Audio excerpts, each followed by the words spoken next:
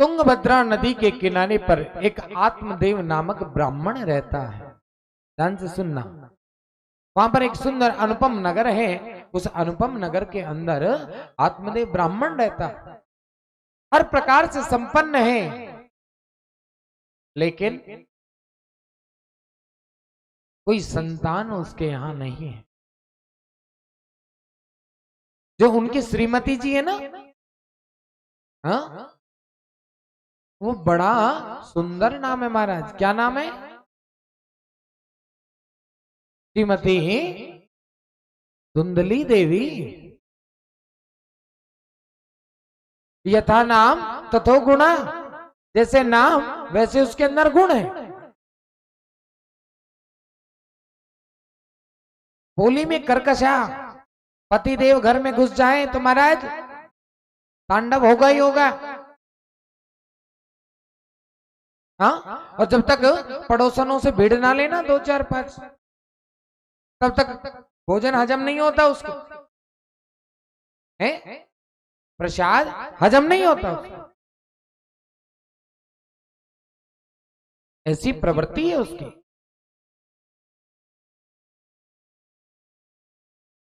होती है ना कई माताएं ऐसी, हैं? जब तक लड़ भीड़ ना लेना 2 4 से, तब तक महाराज सुबह का खाया हजम नहीं होता।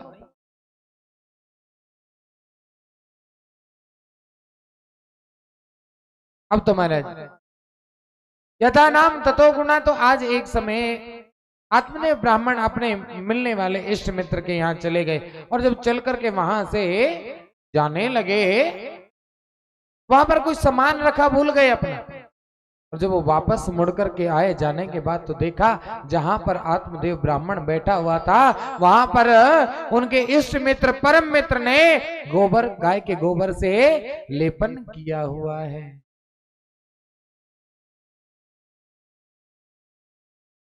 हाँ, उसके बेटे ने पूछ ले, पिताजी यहाँ तो अभी हमारे काकाश्री बैठ करके गए थे, और अभी आपने यहाँ पे लेपन, अरे तुझे नहीं पता, हाँ वो निसंतान है, उसके कोई संतान नहीं है, इसके वो यहाँ पर आके बैठा तो दोष लग गया, अपवित्र हो गई ये धरती, इसलिए यहाँ पर गाय के गोबर से लेपन किया महाराज।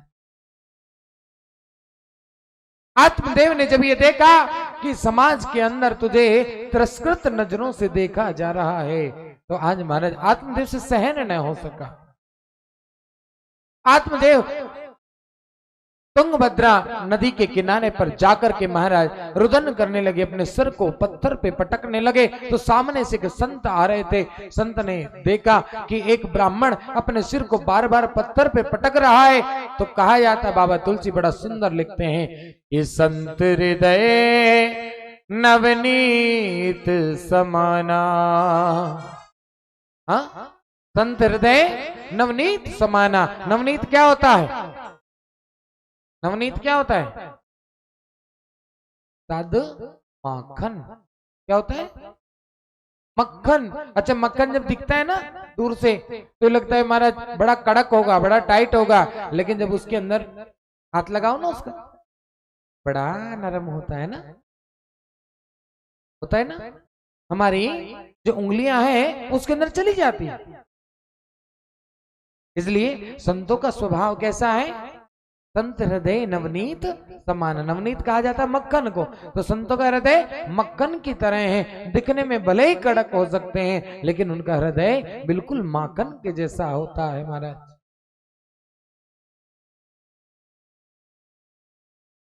आज संत कहते हैं, क्या हुआ है?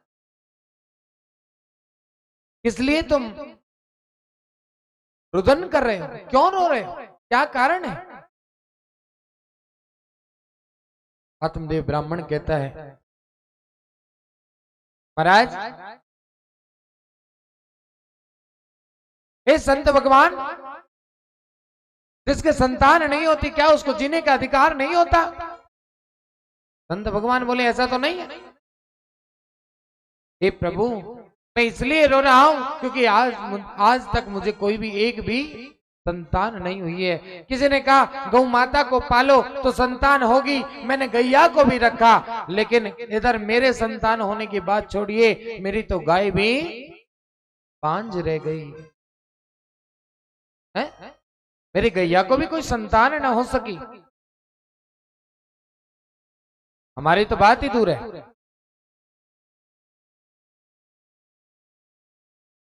संत बोले तो तुम सिर क्यों पटक रहे? बोले हे संत भगवान, यदि मुझे संतान होने का वरदान आपसे नहीं मिला तो आज मैं अपने सर को पटक पटक कर यही अपने प्राणों की आहुति दे दूंगा।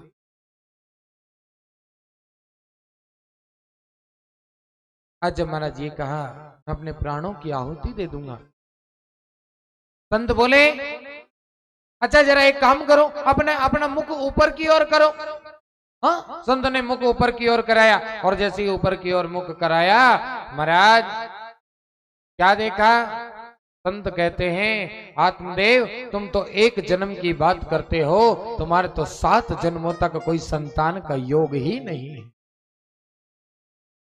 तुम तो एक जन्म की बात करते हो प्यारे, 7 जन्मों तक तुम्हारे कोई संतान का योग ही नहीं है। आज जब महाराज ये बात कही, आत्मदेव कहने लगा महाराज आपसे मैंने अपना कष्ट कम करने का निवेदन किया था, आपने तो मेरा दुख एक जन्म की बात तो छोड़ो 7 गुना बढ़ा दिया है। क्यों? एक जन्म में तो था नहीं था, 7 जन्मों का तो कम से कम मुझे नहीं पता था, लेकिन आज आपने स्पष्ट करके मुझे ये 7 जन्मों तक का कष्ट दे दी। चरणों को पकड़ लिया संत के और महाराज चरणों में झुककर बार बार दंडवत करे, प्रणाम करे, मैं छोड़ूंगा नहीं। संत बोले छोड़, बोले नहीं छोड़ूंगा। बोले तो क्या चाहता है? बोले मैं आपसे वरदान चाहता हूं, आप कोई ऐसा प्रसाद दें जिसके प्रसाद से मेरे घर में कोई ना कोई संतान अवश्य हो। आज संत कहने लगे भाई तुम ऐसी जबरदस्ती क्यों कर रहे हो? अरे विधि के विधान को क्यों पलटना चाहते हो? हैं? और ये सब मेरे हाथ में नहीं है, ये तो सब परमात्मा के हाथ में है। लेकिन आत्मदेव ने चरण पकड़े रखे, बोले जो संत कर देते हैं प्रेम के पाले पढ़कर भगवान को नियम बदलते देखा है हमने, इसलिए आपकी बात जरूर सुनेंगे, क्योंकि मेरे गोविंद संतों की बात सबसे ज्यादा सुनते हैं। तो क्या करें? एक ही काम करो, कुछ प्रसाद दे दो जिससे मुझे संतान हो जाए।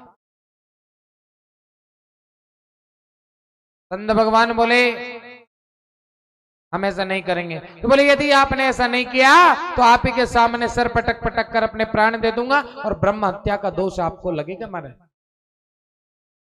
अब तो संत पड़े चक्कर में, संत भगवान भी चक्कर में पड़ गए। क्या करूं मैं? यदि इसको नहीं देता हूं तो ब्रह्म हत्या का दोष मुझे लगेगा। संत भगवान ने अभिमंत्रित करके एक फल दिया और जाकर का जाओ अपनी स्त्री को, अपनी धर्मपत्नी को दे देना। आज महाराज धर्मपत्नी के पास जैसे ही आए, धर्मपत्नी बोली क्या ले आए? क्योंकि उसकी तो आदत थी ना ऐसे बोलने की, है? होती है ना कई माता घर में घुसे नहीं आदमी उससे पहले भड़क के पड़ती है, ये कोई आने का टाइम है?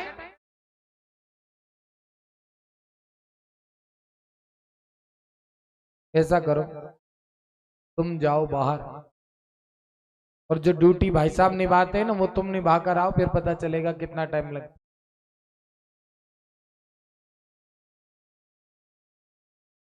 घर में बैठकर बढ़िया सीरियल देखते हो, हैं? चकाचक भोजन बनाते हो, बढ़िया से पाते हो, ना आने की टेंशन और ना जाने की टेंशन। जो कुछ टेंशन है उन भाई साहब से पूछो कितनी टेंशन।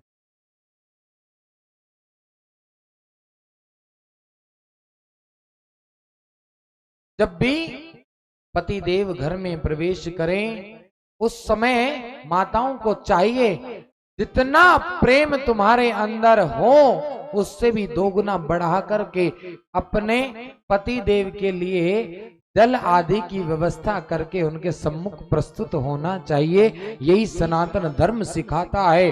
हाँ, आजकल तो मॉडर्न बनने के चक्कर में, हाँ, ज्यादा ही वीआईपी बनने के चक्कर में अपने संस्कारों को दांव पर लगा रहे हो। ये बात अच्छी नहीं है। आज नहीं तो कल इसका खामियाजा तुमको भुगतना पड़ेगा।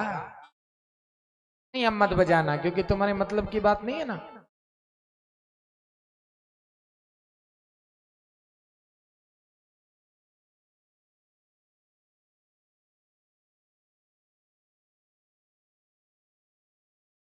क्या समझे?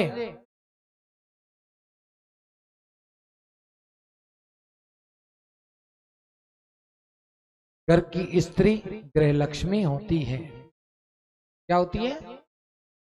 तो इसलिए जब तुम्हारे नारायण घर में आए तो लक्ष्मी बन करके ही रहा करो।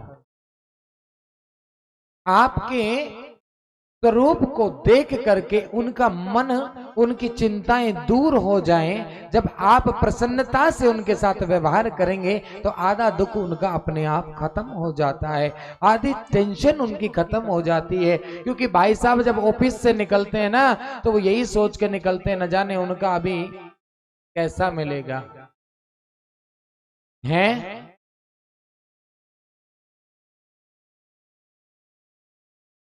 क्योंकि वो भाई साहब किसी की नौकरी कर रहे होते हैं, और महाराज जो नौकरी कर रहा होता है ना, उसको मालिक के न जाने कैसी कैसी बातें सुननी पड़ती हैं। लेकिन जब वो घर में आए और उसके बाद भी उससे जब ऐसी जली कटी भुनी बातें सुनने को मिले, और यदि कोई चिंताजनक बात भी हो तो वो भी आते ही, कभी भी घर में आते ही, हाँ, घर में प्रवेश करते ही घंटा 2 घंटा बिल्कुल भी व्यक्ति को नहीं बतानी चाहिए। क्योंकि न जाने वो बाहर से किस मूड में घर में प्रवेश कर रहे हैं। पहले उनसे उनकी चिंता का कारण पूछना चाहिए।